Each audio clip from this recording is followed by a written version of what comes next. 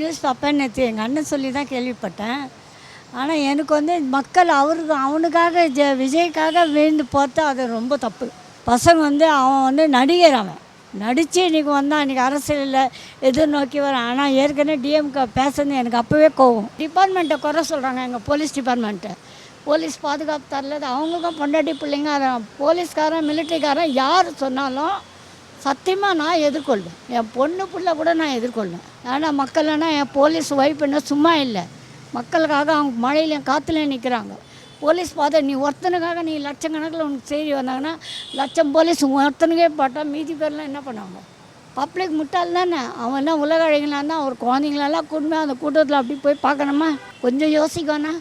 படிக்காதவங்களாக இருந்தாலும் அறியாத பசங்கம்மா, நீங்கள் அவங்க ரசிகர், நீங்கள் போய் ஆர்வத்தோடு பார்க்கணுன்னு உங்களுக்கு ஒரு இது இருக்கும். வயசானவங்கெல்லாம் அப்படி அவனை பார்க்கணுன்னு என்ன இருக்குது? நமக்கும் அந்த வயசில் ஒரு பிள்ளை இருக்குது இல்லை, கொஞ்சம் யோசிக்க மாட்டாங்க. குடும்பம் நடத்துகிற பொம்பளைங்க இதெல்லாம் பண்ண மாட்டாங்க.